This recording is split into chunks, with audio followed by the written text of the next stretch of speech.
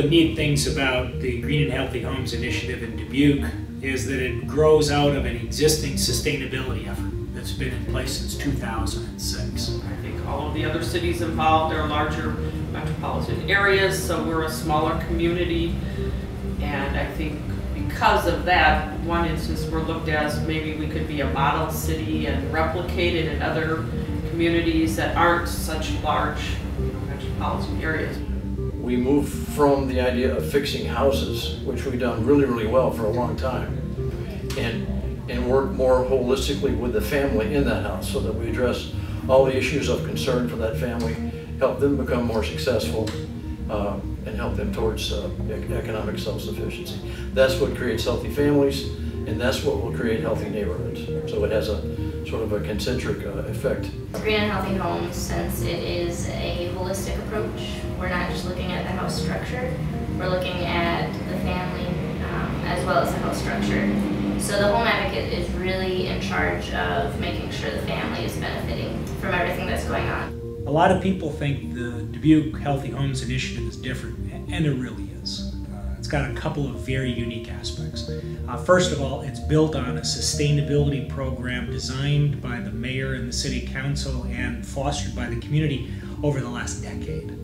So it really is talking about long-term investment in the community to make it not only more economically sustainable and not only more environmentally sustainable, but more socially and equity sustainable. Also, it was different in that they took a very systematic approach, applying lean training and lean technology systems to what have been social housing programs was kind of unheard of. But I loved the outcome. Well, I thought the lean training was ingenious. David Lyons suggested that they come in, and what really happened was that the people on the ground, the rehab, the weatherization, the lead folks were able to see firsthand. I mean, they actually shared the information of how much duplication there was, how much waste from the lean to the, the waste, how much waste there was, and how much opportunity there really was to work together to do an amazing feat, which is to lower costs while improving outcomes. That doesn't usually happen where you get both. Having Hector Marino and explaining the inspection process was truly beneficial for me as an inspector. We're using Baltimore's assessment form very closely anyway to what they use, and so I had the opportunity to go out with Hector to the second pilot home on Jackson Street and do a complete walkthrough, full inspection of the home, and Hector kind of walked me through the assessment form as he would do it. We've tossed questions back and forth of how do you resolve this situation or resolve that situation. Trying to, let's say, dive a little deeper into the process to see what kind of cures that they would use and who they would go to for assistance in that, in a particular situation.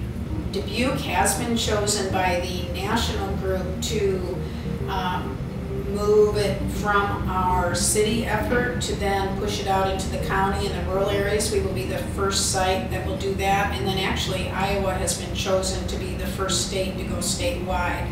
So they'll be using Dubuque as that model to figure out what policies need to be changed, what needs to happen to then go statewide. So that's pretty exciting. Once we get rolling and we see some good outcomes and we make homes healthier, we can turn around the thought that your health is not determined by your zip code or where you live, and so that is a positive thing for the entire community in terms of sustainability and social equity and our whole plan. This truly could exist and thrive long after federal funding, where we really change how we do business, and Dubuque, Iowa is a green and healthy home city.